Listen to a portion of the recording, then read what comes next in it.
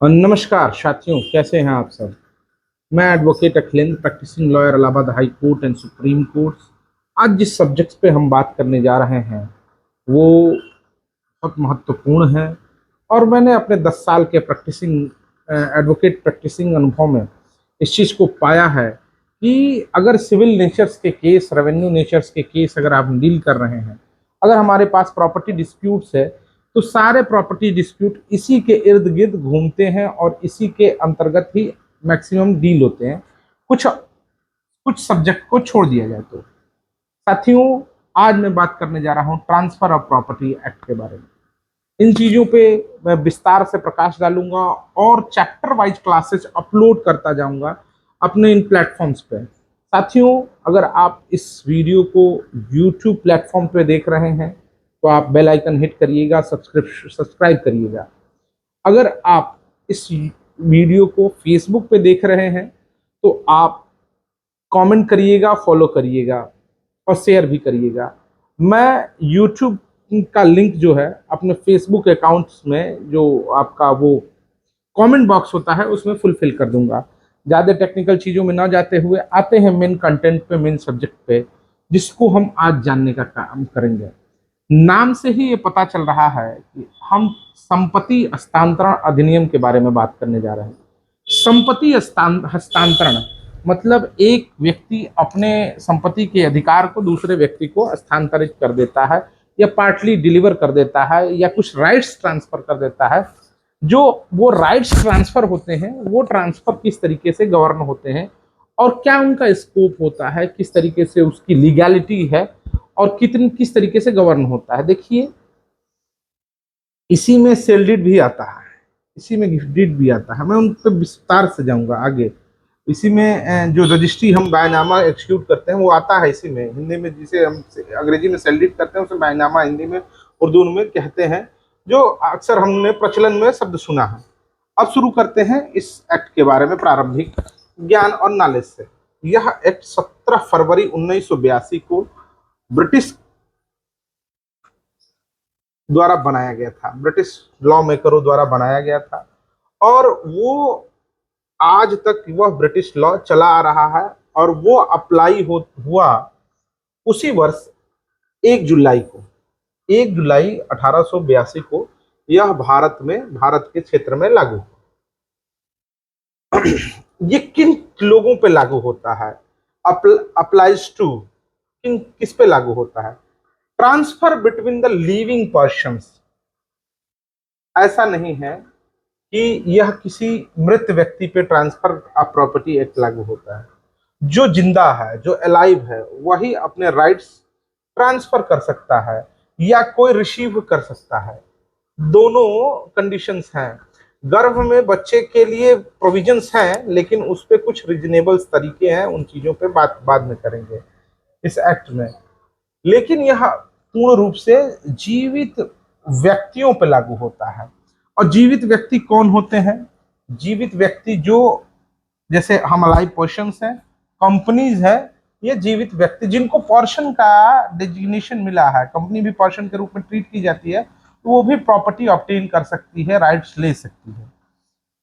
अब इसमें क्या क्या गवर्न होते हैं? सेल डीड, विक्रय विलेख, बायानामा, जिसे हम बायनामा कहते हैं, जो प्रचलन में आप आम तरफ पे जमीन की खरीद फरोख्त में जो सेल डीड एक बनता है, उसमें उसमें जो एग्रीमेंट तैयार होता है, उसमें जो राइट ट्रांसफर होता है, वो राइट ट्रांसफर का पूरा पूरा अधिकार इसी लॉ में प्रोवाइड किया गया है। मैनर खरीदार का और विक्रेता का भी मैनर इसी कानून के अंतर्गत देखा जाता है और उसके लिए पूरा नाम है लीज। लीज मतलब पट्टा, पट्टा भी हम देते हैं। पट्टा भी प्रॉपर्टी का ट्रांसफर करने का एक राइट्स है। पट्टा में हम स्वामित्व का हस्तांतरण न करके अधिक उपभोग के अधिकार का हस्तांतरण करते हैं, वो पट्टा होता है। मॉर्गेज, मॉर्गेज मतलब गिरवी, बंधक, बंधक भी रखते हैं।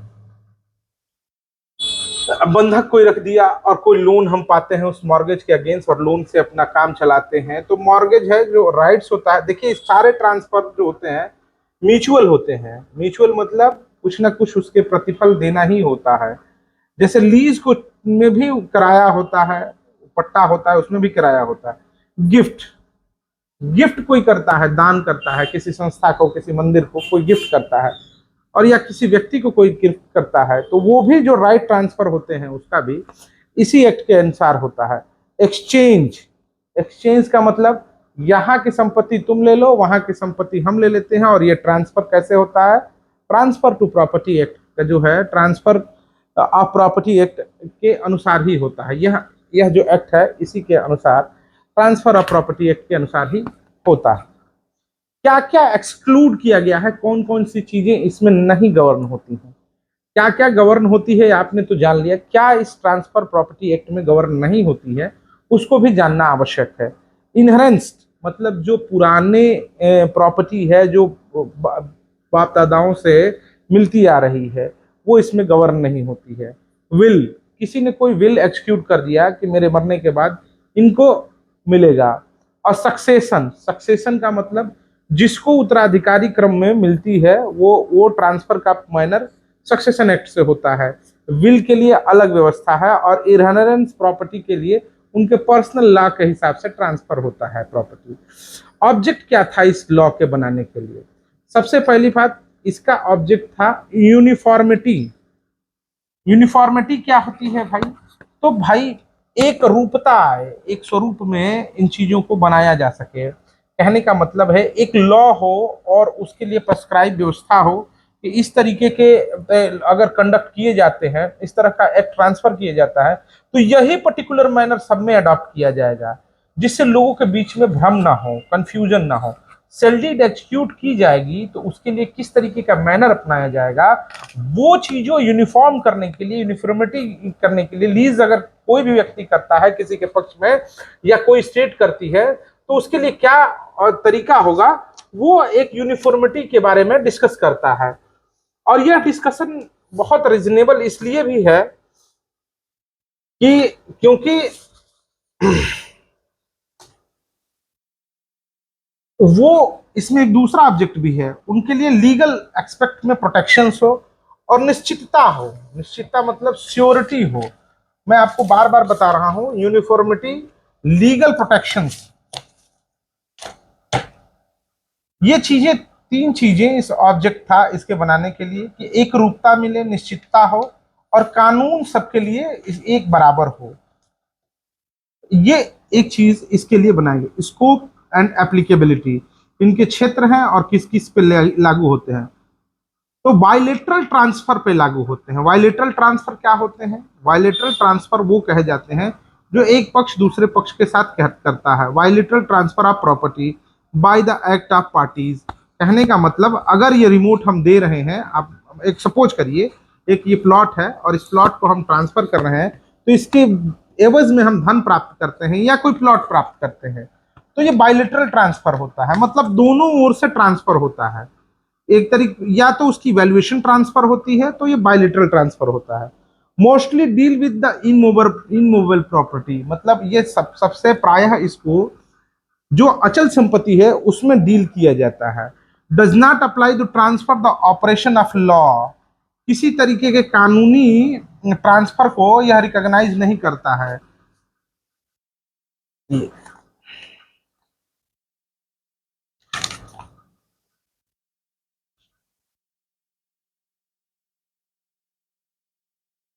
जो पर्सनल लॉ है, पर्सनल लॉ है, जैसे कि आपके मैंने पहले ही बताया था कि पर्सनल लॉ में यह रिकॉग्नाइज नहीं करता है कि आप इन चीज़ों को ट्रांसफर करें। कोई विल एक्सक्यूट करता है, कोई कोई पुश्तैनी जमीन प्राप्त करता है, तो उन चीज़ों को ऑपरेशनल लॉ जो होते हैं, जो पर्सनल लॉ होते हैं, उन चीज़ों को डील नहीं करता। एक बार और मैं बता दूँ किन किन किन क्षेत्र और किस किस पे लागू होता है। बायलेटरल ट्रांसफर होता है, मतलब दोनों पक्षों का ट्रांसफर होता है। कोई धन लेता है, कोई अधिकार ट्रांसफर करता है। मतलब सूखा सूखा नहीं होगा भैया, अगर ये पेंसिल पानी है तो पेंसिल का मूल्य देना पड़ेगा। तो वो ट्रांसफर जो होता है बायलेटरल होता है। ये प्राय हम देखते हैं कि इन अचल संपत्ति में डील करता है, और यह नहीं लागू हो सकता है इनमें, जैसे कि जो हमारे पर्सनल लॉज हैं उनमें, विल में, सक्सेशन में, इनहेरेंट प्रॉपर्टीज में, इनमें लागू नहीं हो सकता है। अब इसका सेक्शन 1 और 2 तो हमने पढ़ लिया। सेक्शन 3 क्या कहता है? की डिफाइंस। मैं बता रहा हूं इमूवेबल प्रॉपर्टी इन क्या है। देखिए, includes lands, buildings, right attached to land। कहने का मतलब इनमूवेबल प्रॉपर्टी जैसे कोई पेड़ है, कटा हुआ पेड़ नहीं, खड़ा पेड़, ये पंखे से अगर पंखा लटका हुआ है छत से तो इमूवेबल प्रॉपर्टी है, एसी लगी हुई है छत दीवार से इमूवेबल प्रॉपर्टी है, प्लॉट्स इमूवेबल प्रॉपर्टी है। जो फिक्स्ड है, जो अटैच्ड है, अटैच्ड वाली भी right to attach to land जो था ये इसमें आ जाता है। इंक्लूड द लैंड्स, लैंड्स तो हम बखूबी जानते हैं संपत्ति जिसको हम चलायमान नहीं कर सकते हैं, जो एक स्थान से अपना स्थान परिवर्तन नहीं कर सकता है, वो इमूवेबल प्रॉपर्टी है।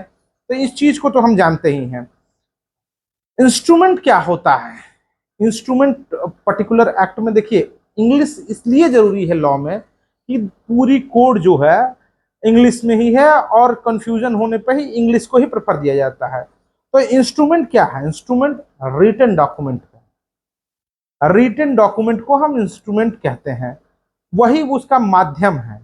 इंस्ट्रूमेंट का मतलब क्या हो गया? उसको ट्रांसफर करने के लिए किस तरीके के व्यवस्था की जाती है, कौन सी चीजों को इंस्ट्रूमेंट डील किया जाएगा।